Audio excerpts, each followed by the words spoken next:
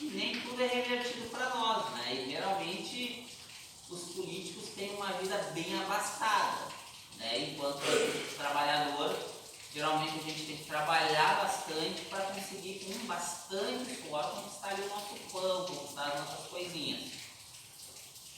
Pois bem, então o povo foi lá e reunido pediu para baixar os impostos. Para Roboão, baixa os impostos e nós te serviremos. E Roboão, ele pediu para eles voltar em 3 dias. Então, em 3 dias, nesses 3 dias, Roboão foi lá nos sábios e pediu o conselho, foi lá pedir conselho. Ó, o povo está me pedindo para baixar os impostos, o que eu faço? Vai lá, Roboão, baixa os impostos, ser bondoso para esse povo e eles vão te servir por toda a vida deles. Mas Roboão, ele foi lá e tomou o conselho com os jovens, que eram os amigos dele ali, com aqueles jovens, e aqueles jovens já deram um outro conselho. O que eu vou fazer? Esse povo está pedindo para mim baixar os impostos. Aí os amigos dele, não baixa nada, fala para eles o seguinte, que o teu dedo mindinho é mais grosso, vai ser mais grosso que os lombos de Salomão, e que se Salomão açoitou o povo com açoite, tu vai açoitar ele com escorpiões.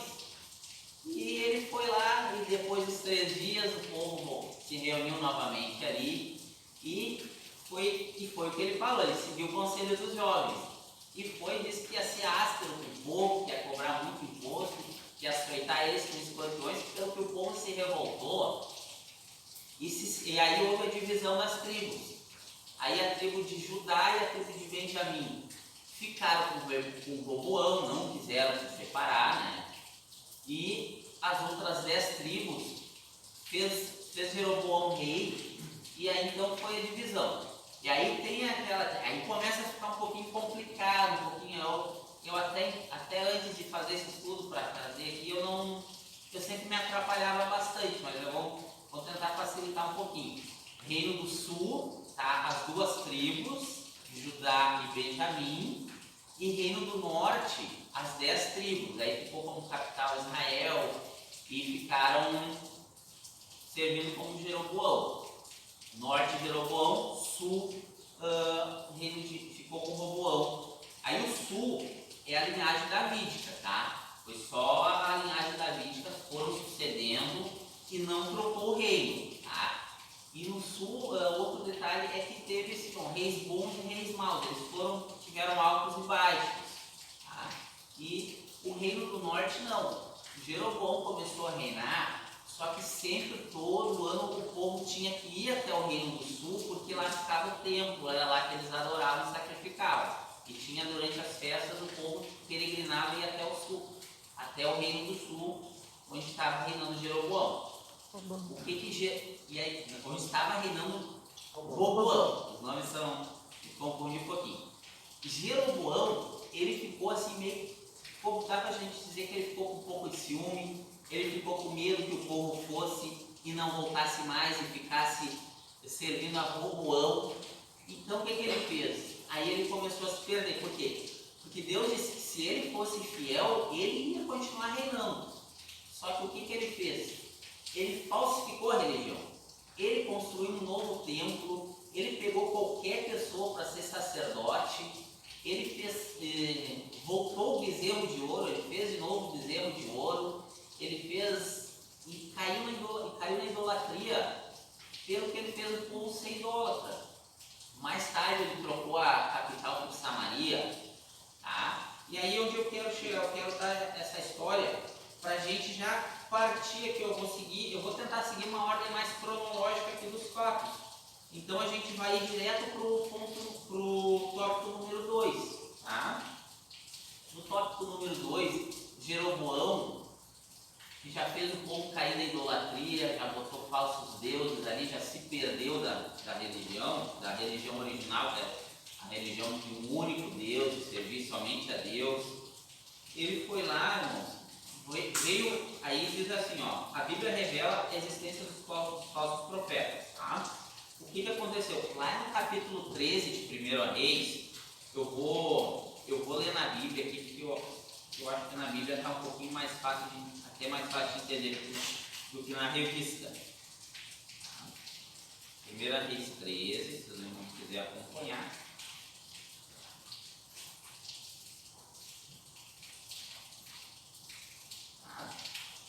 O profeta faz predição contra o altar. E eis que por ordem do Senhor, um homem de Deus veio de Judá a Betel, e Jeroboão estava junto ao altar para queimar incenso.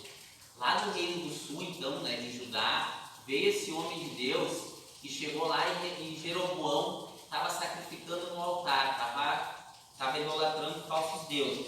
Tá? E esse homem de Deus, ele clamou contra o altar com a palavra do Senhor e disse: altar, altar, assim diz o Senhor, eis que um filho nascerá à casa de Davi, cujo nome será Josias, o qual sacrificará sobre ti os sacerdotes dos altos que queimam sobre ti incenso, e os ossos de homens se queimarão sobre ti. E deu naquele mesmo dia um sinal dizendo: este é o sinal de que o Senhor falou, eis que o altar se fenderá e a cinza que nele está se derramará. Então ele foi lá contra Jeroboão e fez essa profecia contra ele, pelo que Jeroboão ficou furioso. Ele foi lá e disse: peguem-no. Só que quando ele falou peguem-no, a gente vai acompanhar, a mão dele se secou e ele não podia mais recolher, e o altar ele se fendeu e a cinza caiu. Olha como esse homem foi usado por Deus, irmão. Olha como esse homem foi usado por Deus. De tal modo que aquele rei idólatra, ele teve que reconhecer que aquele homem era de Deus, que aquela profecia era de Deus. E o que ele fez a seguir? Sucedeu que o rei, ouvindo a palavra do homem de Deus, que clamara contra o altar de Betel, Jeroboão estendeu a mão sobre o altar, dizendo: pegai nele. Mas a mão que ele estendera contra ele se secou, e não podia tornar a si. E o altar se fendeu e a cinza derramou do altar, segundo o sinal que o homem de Deus apontara pela palavra do Senhor. Então respondeu o rei e disse ao homem de Deus. Ele pediu então para aquele homem orar de novo a Deus, para que ele fosse restaurada a mão dele, tá? O braço dele. Então respondeu o rei e disse ao homem de Deus: ora, face do Senhor teu Deus e roga por mim para que a minha mão se me restitua. Então o homem de Deus orou a face do Senhor e a mão do rei se restituiu e ficou como dantes. O que Jeroboão fez aí em seguida? Convidou aquele homem para ir na casa dele: vamos comer pão, vem, eu vou te recompensar, vem, fortalece-te, né? Pelo que o homem de Deus falou. O que tem de problema, né? O homem foi lá, prediz, fez a profecia dele, se cumpriu, ficou temido pelo rei, e o rei convidou, disse que ia dar uma recompensa com ele. Tem algum problema aí? Vamos continuar aqui a leitura, tá? Bom, o rei disse ao homem de Deus: vem comigo à minha casa, conforta-te e dá-te-ei um presente. Porém o homem de Deus disse ao rei: ainda que me desse metade da tua casa, não iria contigo, nem comeria pão e nem beberia água neste lugar. É o motivo: porque assim me ordenou o Senhor pela sua palavra, dizendo: não comerás pão e nem beberás água, e nem voltarás pelo caminho por onde foste. E foi-se por outro caminho e não voltou pelo caminho de onde vieram. Só que aí aconteceu uma outra coisa, irmãos. As pessoas que viram lá, eles foram a um profeta, a Bíblia diz assim, um profeta velho, um profeta que morava naquela região lá, e os filhos dele foram até ele e fizeram saber tudo que o homem de Deus havia feito. Então, esse profeta velho, ele subiu num jumento e ele foi atrás do homem de Deus. E quando ele foi atrás do homem de Deus, mais adiante, ele encontrou aquele homem de Deus sentado diante de um carvalho ali, né, na sombra de um carvalho, uma árvore, e foi lá e perguntou: és tu o homem de Deus que veio de Judá? E aquele profeta disse: eu sou. Pessoal, e o homem de Deus, e o profeta velho, o homem de Deus: vem comigo, vamos até a minha casa para beber, para comer, para se fortalecer. E o homem de Deus, ele disse o seguinte: eu não não posso voltar contigo, nem entrarei contigo, nem tampouco comerei pão, nem beberei água neste lugar, porque me foi dado pela palavra do Senhor que ali ele não fosse comer pão e nem fosse beber água, e nem voltasse pelo caminho que fosse. Só que aí a gente pode dizer, ele levou um golpe. Então o profeta velho falou o seguinte para ele: Deus mandou um anjo para que me dissesse, que te dissesse para te vir à minha casa comer pão e beber água. Ele mentiu, né? Porém mentiu, a Bíblia diz, porém mentiu. E ele foi tão maldoso, porque ele já tinha dito para ele que o profeta de Deus não podia, disse que Deus não tinha autorização para beber água nem comer pão, e ele já foi lá com bastante maldade, já chegou convidando para comer pão. Como o homem de Deus disse que não, e aí ele foi lá e deu essa profetada, né? Falou essa falsa profecia para o homem. Estando eles à mesa, a palavra do Senhor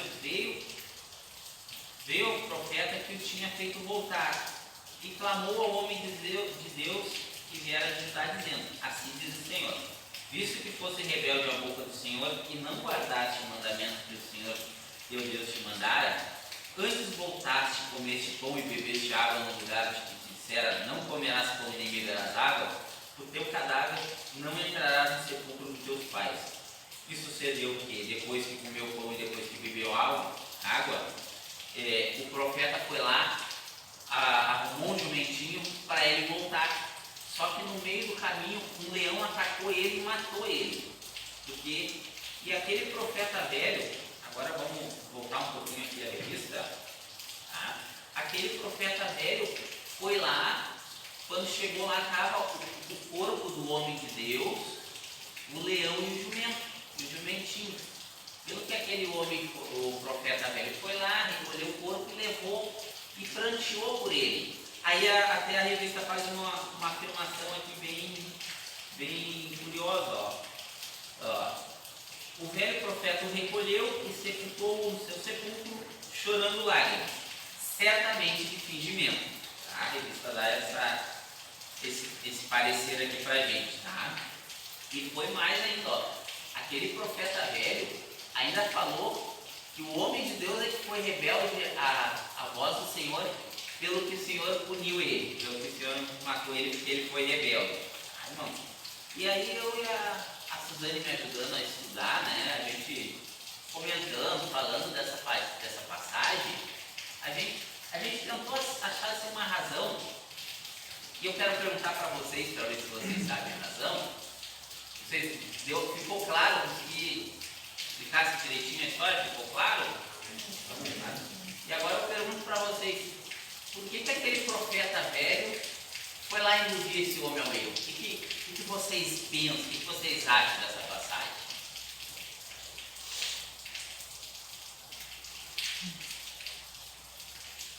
A gente chegou então à conclusão, irmãos, assim, uma pode ter sido por inveja, né?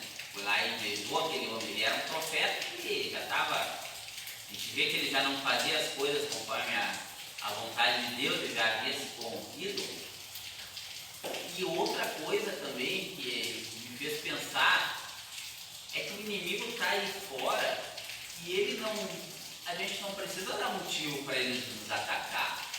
O mundo nos ataca, o mundo ataca a igreja do Senhor ao natural. O inimigo está aí para matar, roubar e destruir. Então, olha, a pessoa pode estar. Por isso, a gente não pode andar desatento por aí, irmão. Graças ao bom Deus pela vida de vocês, que estamos aqui juntos, sempre que possível, aprendendo da palavra do Senhor, porque o inimigo está ao nosso derredor, bramando como um leão, e aquele que está desatento, aquele que está sozinho, é uma presa fácil para ele, irmão. Se não é Deus nos guardar, se não é Deus ter misericórdia da gente, o que seria de nós? Tá? Então, a continuação aqui dos subtópicos, essa estratégia que o inimigo usou, essa aula é uma continuação da aula passada, né, de como os inimigos usam diversas estratégias contra Neemias. Mas seguindo aqui um pouquinho a ordem cronológica, né? Um pouquinho mais adiante, no Reino do Sul, o profeta Jeremias, os profetas, eles já estavam. Pode falar. Quero fazer uma colocação para ver a oportunidade. Eu posso ver uma tentação, nesse caso aí, né, de profeta velho, para como profeta de Deus. Foi uma tentação e ele foi com algo que saciava, pão e água. O inimigo, ele não apresenta chocolate se a gente não gostar de chocolate. O inimigo não vai te apresentar uma força se tu não gosta de força. Ele vai no teu corpo fraco. Quem não gosta de pão e água, vem que eu vou te dar pão e água. Perfeito. Eu posso traduzir a minha colocação com tentação. Ele foi tentar o profeta. Obrigado pela colocação, né? Então a gente vai voltar nessa parte de novo mais adiante, tá? Então, para a gente ir pegando aqui as histórias, então, o profeta Jeremias, ele também, Deus dava a mensagem para ele, e qual era a mensagem? O povo estava sendo infiel, né? O Reino do Sul, o Reino do Norte já tinha caído. Nesse tempo de Jeremias, o Reino do Norte já tinha caído. O Reino do Sul, por misericórdia, tinha reis bons que levavam o povo a adorar a Deus. Aí tinha os baixos dos reis, e lá o povo se voltava à idolatria. E nesse tempo, Deus estava predizendo através de Jeremias que iria haver um cativeiro. E aí lá Jeremias tem um embate com o profeta lá no capítulo 27 e 28 de Jeremias, e tem um profeta ali que é Ananias. E Deus manda Jeremias colocar uma canga sobre as costas para representar o cativeiro. E aí o que acontece? Ananias, aquele vai lá, o que acontece ali? Jeremias estava impopular, por quê? Porque o povo, eles queriam ouvir que eles iam vencer, e é assim, ó, o povo queria ouvir que ele ia vencer, que não ia ter cativeiro, que Deus estava gostando do que eles estavam fazendo, mesmo que eles estavam fazendo tudo errado, mas que Deus estava aprovando eles. E Deus estava usando Jeremias para dizer que Deus não estava aprovando aquilo ali, que o juízo ia vir sobre ele. Tá? E esse profeta aí, ele foi lá, ó, Jeremias com aquela canga, mostrando, tá, simbolizando ali para o povo que ia ficar ruim. Aquele falso profeta, Deus mandou dizer que não vai ter cativeiro, o cativeiro vai durar 2 anos. Foi lá, pegou aquela canga e quebrou. E aí Jeremias, ó, se Deus está falando isso para ti, né? E se foi Jeremias, né? Só que tem um porém aí. Não foi Deus que mandou Ananias fazer aquilo. E um outro porém é que Deus não se contradiz nas palavras dele. Se Deus falou que não tem como Deus falar uma coisa para o irmão Cláudio e para a irmã Luísa falar uma coisa completamente oposta, né? E aquela profecia então de Ananias, ele não foi de Deus. Pelo que Deus mandou Jeremias voltar lá, ó, a canga agora, tu quebrou a canga de madeira, agora a canga vai ser de ferro. E esse cativeiro vai durar 70 anos. E o profeta Ananias vai morrer. E no outro ano ele morreu. Uma das coisas para se provar se a profecia é de Deus mesmo, é que ela vai se cumprir. Então já puderam ver aí que o Ananias foi um falso profeta e que Deus era com Jeremias. Também, irmãos, no C aqui, ó, um pouquinho antes, lá no tempo de Acabe, lá que teve o profeta Elias, o profeta Elias profetizando contra Acabe, e Acabe ia sair à guerra, e então foi Josafá, que era do Reino do Norte, e ajudar Acabe que era do Reino do Sul, e ajudar Acabe no Reino do Norte. Aquele rei pegou como rainha a Jezabel, que foi um dos piores, ou foi o pior rei que teve ali, porque foi o que fez o povo mais se perder. E ele saiu à guerra, e ele tinha 400 profetas, e esses 400 profetas falaram para ele: vai que tu vai vencer. E Josafá, ele pediu o seguinte: não tem nenhum profeta de Deus aqui para que a gente possa consultar. Aí o que eles falaram? Só pegar o nome dele é um pouquinho difícil. Micaías. E o rei Acabe respondeu que havia um profeta Micaías. Eu estou aqui no tópico 6, se os irmãos quiserem acompanhar. Os que foram buscar disseram-lhe: vês aqui as palavras dos profetas. As vós predizem coisas boas para o rei. Seja, pois, a tua palavra como a palavra de um deles, e fala bem. Então disse Micaías: o que o Senhor me disser, isto falarei.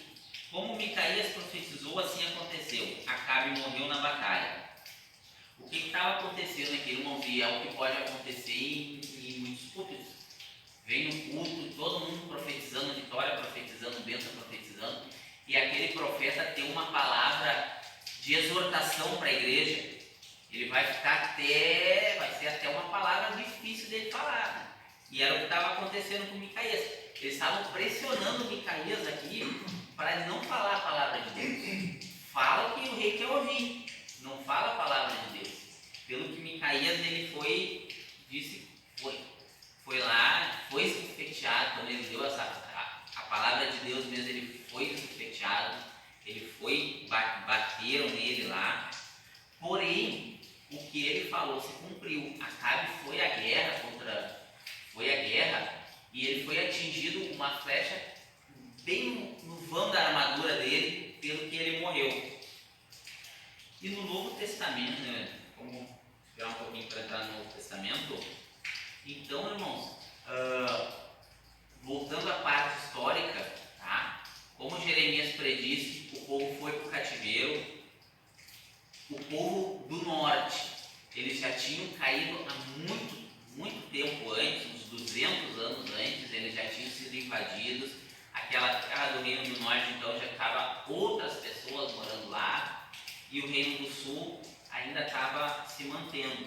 Só que o Reino do Sul aconteceu um pouquinho diferente. Eles foram dominados ali pelo rei da Babilônia, que era o rei Nabucodonosor. Só que a maneira que Nabucodonosor usava para dominar os povos, ele ia lá, pegava todo mundo que ele achava, os sábios, os que podiam entrar, os nobres, e levava para a Babilônia, para servir eles lá na Babilônia. E ficava ali na terra só aquelas pessoas que para ele não teria serventia no rei, deixava os pobres ali, aqueles que para ele não tinha como eles botar para trabalhar lá na Babilônia. Isso ele fez 3 vezes. Foi lá, buscou uma leva que foi Daniel, os nobres, pode acompanhar nos profetas que Daniel foi. Nabucodonosor invadiu, levou. Depois ele veio uma segunda vez, até o pregador hoje também falou essas palavras, né? Também estava falando isso aí. E ele veio uma terceira vez, e nessa terceira vez ele foi lá, e daí o templo foi destruído, os muros foram incendiados, deixou a cidade em ruínas. E nesse cativeiro ficaram lá 70 anos. E o que aconteceu então?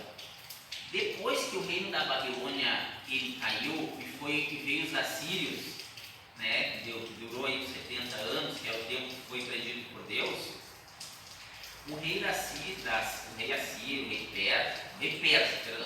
persa, tá? O rei da Pérsia, ele mandou que o povo voltasse. Ciro Grande, né, foi lá e deu decreto para que o povo voltasse. E o povo, eles voltaram, e eles tinham a missão de ir lá e continuar a religião judaica. Foram lá para construir o templo. E aí a gente vê que quem morava agora no Reino do Norte eram os samaritanos. Os samaritanos, eles eram como é que eu dizer mestiço, assim, ó. Era um povo todo misturado, tinha judeu, tinha de todos os povos que dominaram eles ali. E a religião ali, eles não serviam mais a religião judaica pura. Já era tudo misturado, já estava assim, tudo misturado ali. E qual era o objetivo deles, assim, a gente estudando um pouquinho, tá, mas por que eles incomodavam tanto lá no tempo de Neemias? Porque eles não queriam que a religião judaica voltasse na sua integralidade. que fosse bem certinho conforme o Senhor queria que fosse fiel somente a um único Deus, não. Ele estava ali, ele estava vivendo uma religião bagunçada, misturada, serviu a Deus, serviu a esse, serviu aquele, serviu aquele outro, sacrificava esse, sacrificava aquele. Não tinha mais a religião que servia somente a Deus puramente. Tá? Então eles foram lá e complicaram, foram lá, mandaram carta para o rei, pelo que o rei dizendo que eles iam se rebelar, e o rei não deixou mais eles construir o templo, para parar a construção do templo. E aí a gente vai entrar aqui, ó. Agora a gente vai acabar voltando para o subtópico. O que aconteceu? Os profetas pós-exílio, Ageu, Zacarias, Malaquias, Deus usou esses profetas para encorajar o povo a que eles fossem lá e reconstruíssem novamente o templo. Então, depois que Deus usou esses profetas, o povo foi lá e muitos anos que eles já tinham voltado no cativeiro, eles ainda não tinham feito, que era reconstruir o templo, com a palavra dos profetas, eles se animaram e foram lá e construíram o templo. Construíram em 15 anos, já estavam 50 anos lá, não tinham construído. E depois eles foram lá e construíram 50 anos, porque a palavra dos profetas de Deus encorajou eles, deu ânimo para eles, e eles se voltaram para Deus, para fazer a vontade de Deus. Mais tarde, então, depois do templo estar pronto, depois que o templo já estava pronto, veio Esdras, né, e aí a gente já pode acompanhar no livro de Esdras, e ele veio para ensinar a lei, ensinar de novo os preceitos de Deus para o povo. Esdras, ele era escriba, só que ele tinha dedicado toda a vida dele para estudar a palavra do Senhor, e agora ele estava pronto para ensinar. E mais tarde, então, a gente vê que vem Neemias, né, com o objetivo de Neemias era de construir novamente os muros da cidade. E aí a gente entra no tópico 1, tá? Só para a gente estar seguindo a ordem cronológica. Os samaritanos observaram que os judeus davam muito valor à palavra dos profetas, tá? Como eles tinham visto ali que os profetas falaram e o povo se animou e foram lá e construíram o templo, e depois eles terem usado, a gente, na aula passada que o irmão Gustavo passou aqui, a gente viu todas as estratégias do inimigo de tentar sabotar esse trabalho haviam falhado. Então eles foram lá e que nem, não sei se os irmãos já viram ali na passagem de Daniel, que o que eles falam? A gente só vai conseguir pegar Daniel se for na religião dele. Então, os irmãos conhecem a história, né? Que eles foram lá e fizeram o decreto que não podia orar a Deus nenhum por tantos dias, né? E aí, como Daniel orou, eles foram lá e lançaram Daniel na cova dos leões, irmãos. Lembram da história? Lembram? Já leram essa passagem? Então, é uma estratégia que o inimigo voltou a usar, né? Vamos atacar ele usando a religião. Então, foram lá e usaram uma falsa profecia, mandando Neemias se esconder, porque eles iam matar Neemias. É o que a gente leu na palavra introdutória. Tá? Só que Neemias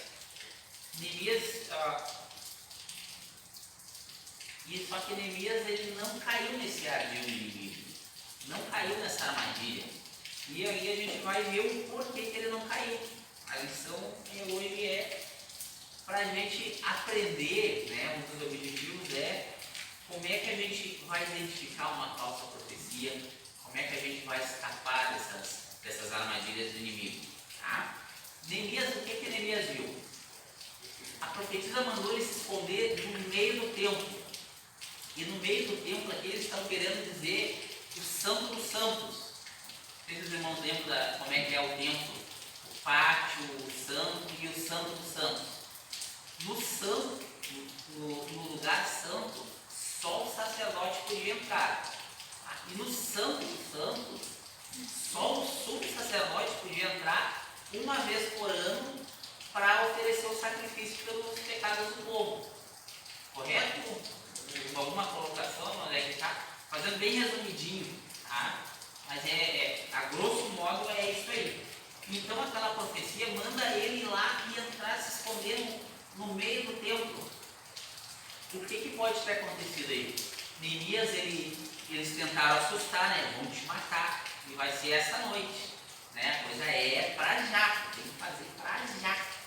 E só que Neemias, ele estranhou a profecia, e a gente leu aqui, e até vou ver direitinho, não lembro qual dos irmãos que leu, mas um homem como eu fugiria, e quem há como eu, que entre no templo e viva, de maneira nenhuma entrarei. Qual é o irmão que leu esse versículo, menos o irmão Gilson leu?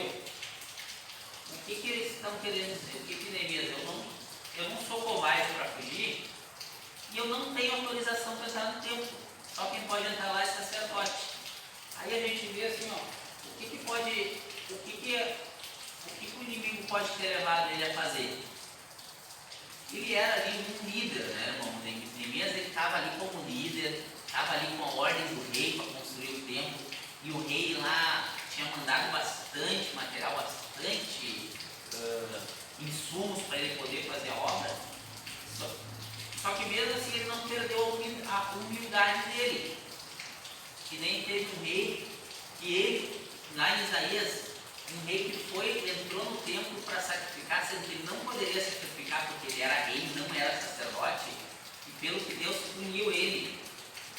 E então o que acontece aqui, ó? Para a gente não cair nas armadilhas do inimigo, é fundamental a gente ter uma boa base da palavra de Deus. E Neemias aqui ele tinha. Ele sabia que ele não podia entrar no templo. E lá só os sacerdotes podiam entrar. E o inimigo tentou assustar ele para fazer ele ir lá e pecar. E quando viu o povo, ia poder dizer que ele estava. Como é que ele ia liderar se ele mesmo não obedecia a Deus? Se ele mesmo estava fazendo coisa errada? Queria desmoralizar ele. Só que, tópico 2, ó. Neemias tinha o dever de examinar a profecia recebida. E ele o fazia, tá? Em primeiro lugar, ele estranhou a ordem para fugir. Um homem como eu fugiria? Além disso, ele observou que não tinha o direito de entrar no templo, uma vez que não era sacerdote. Compreendeu facilmente que tudo não passava de um ardil de Tobias e Sambalate para atemorizá-lo e seduzi-lo a pecar. Assim, concluindo o exame da profecia, Neemias pôde dizer: conheci que não era de Deus. O que é a profecia, irmãos? Eu vou trazer O que é a profecia? Tá? A profecia é quando um homem, pelo Espírito Santo, tá? Um homem, pelo Espírito de Deus, fala em lugar de Deus, predizendo ou revelando o futuro. Tá? Isso é uma profecia. É o que é a profecia. E a profecia, a gente pode dizer que ela tem 3 fontes, tá? A primeira fonte é de Deus, é a profecia que vem de Deus, tá? Quando a profecia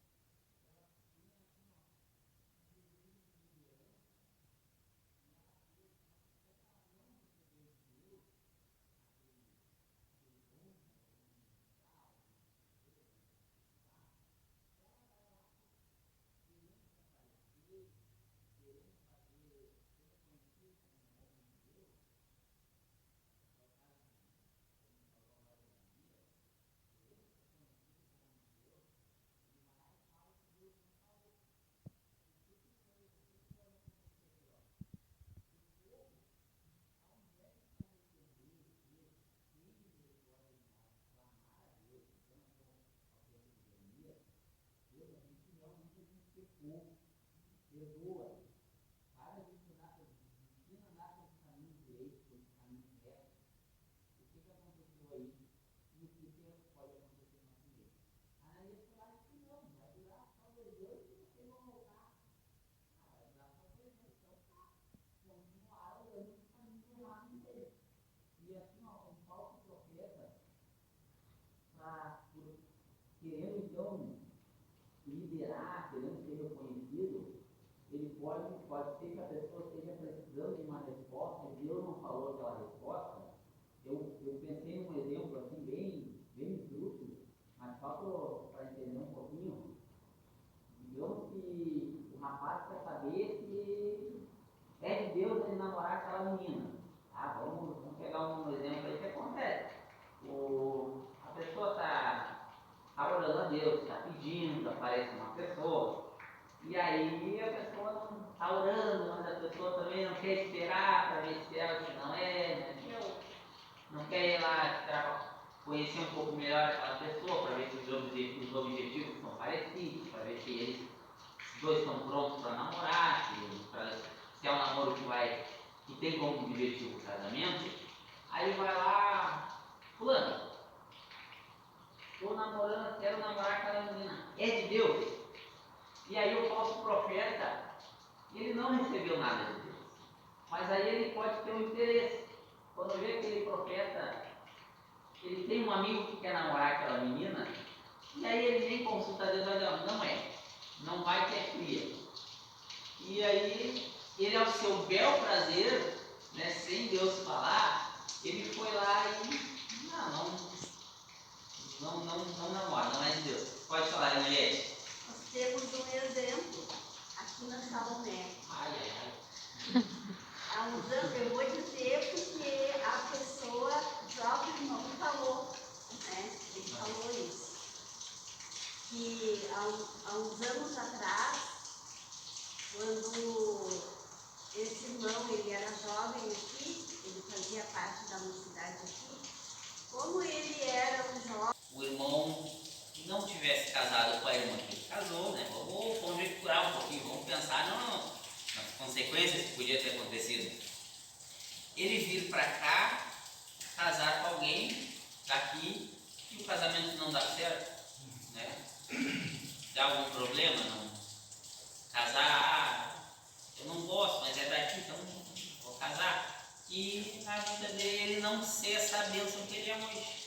Né, irmãos? E pode acontecer. Uma outra coisa que a gente pode até observar, tá?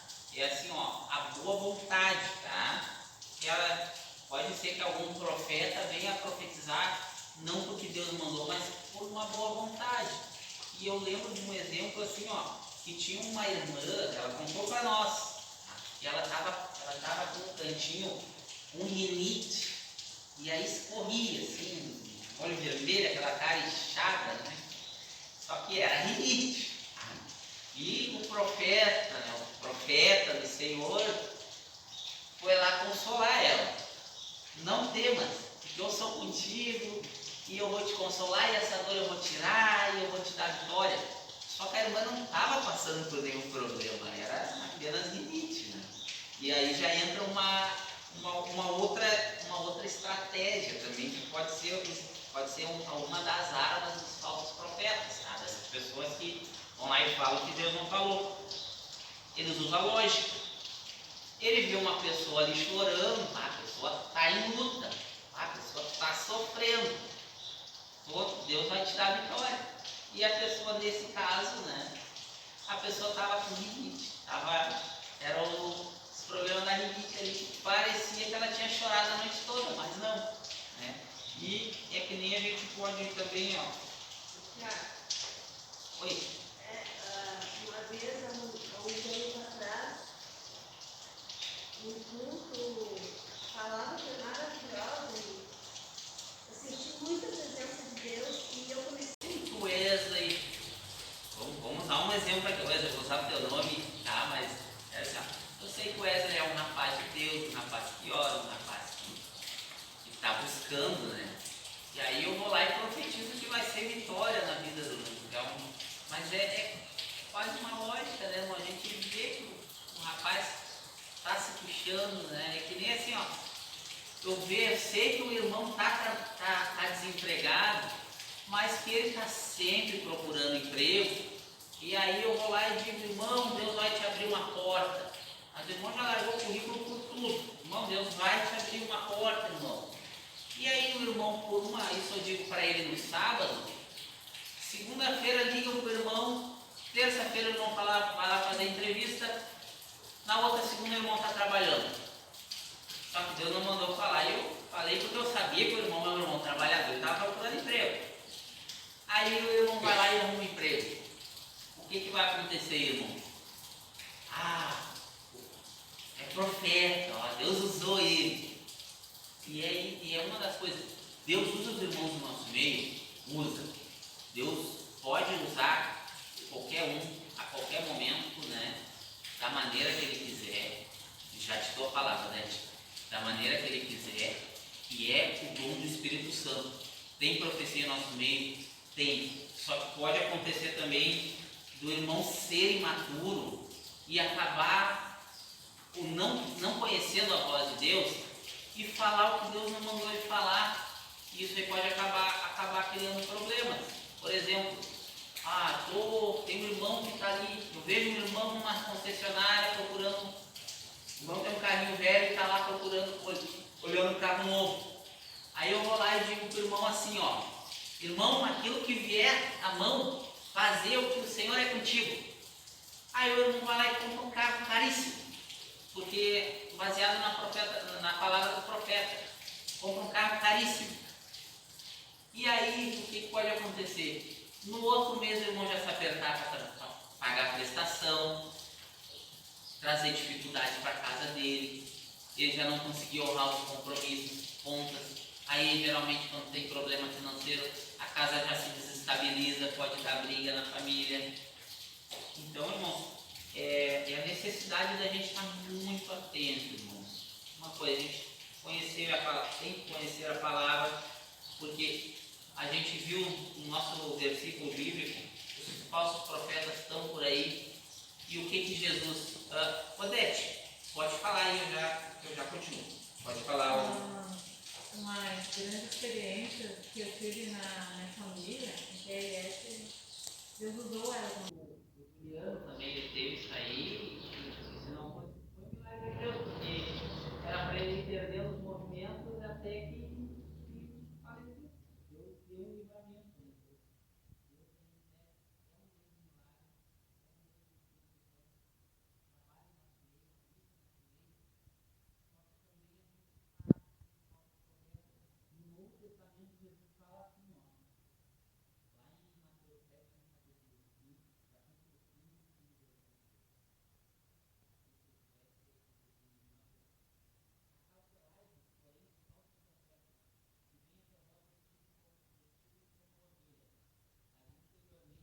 São lobos devoradores.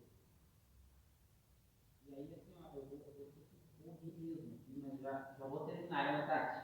Tá? Vai ficar faltando um pedacinho no final, mas assim, ó, por que devemos julgar as profecias? Tá? Por causa disso.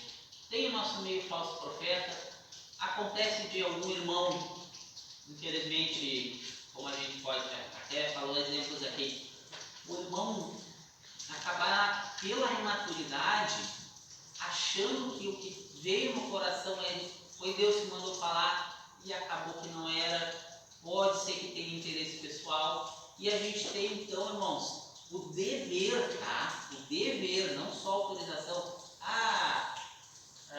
Fazer, vou julgar as profecias, você Tomé, você incrédulo, a profecia não é de Deus, e agora se for, não está pecando contra o Espírito Santo. Não, irmãos, assim, ó, a Bíblia, ela manda julgar as profecias.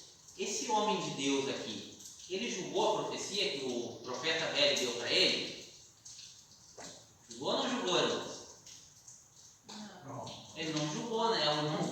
O profeta velho foi lá e falou, Deus mandou um anjo me falar para ti fazer o que Deus já havia falado para ele não fazer.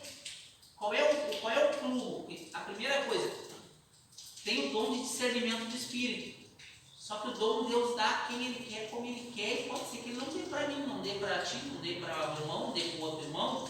E aí eu vou estar à mercê dos falsos profetas? Eu vou ficar à mercê de tudo que me falar, eu vou achar que é de Deus? O que acontece aí?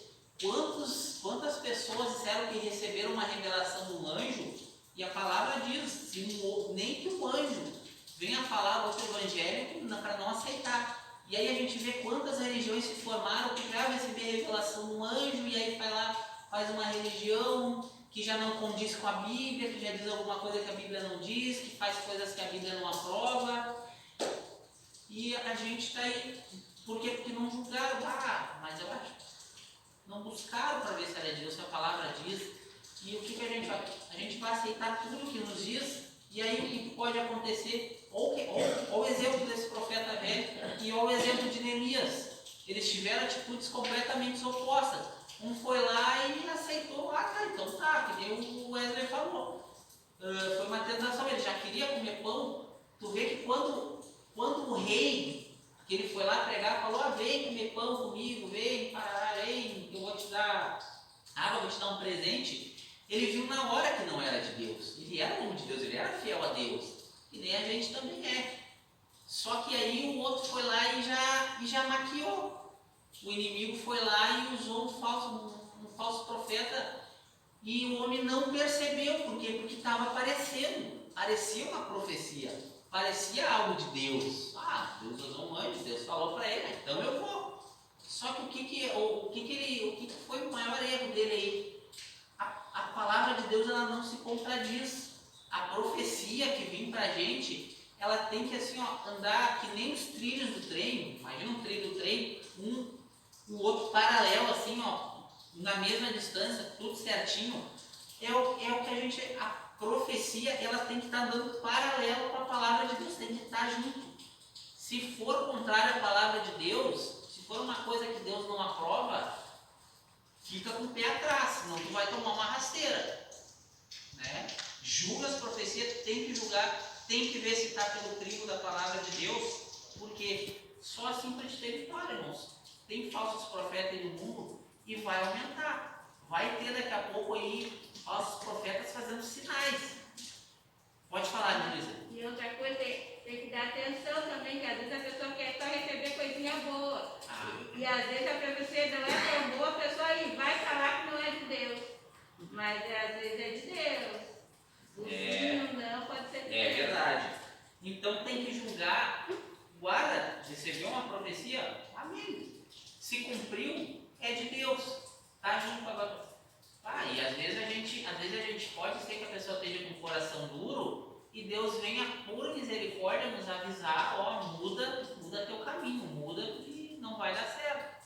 É um jeito de Deus, é o que Deus fazia, avisar no povo, desse jeito não dá, desse jeito vocês vão se afastar de mim. Muda isso aí, que é o que a gente tem hoje em dia, irmãos. Eu vou ler rapidinho aqui a conclusão. Algum irmão quer colocar algum ponto? Fazer algum comentário? Ficou claro, irmãos? Está claro a questão?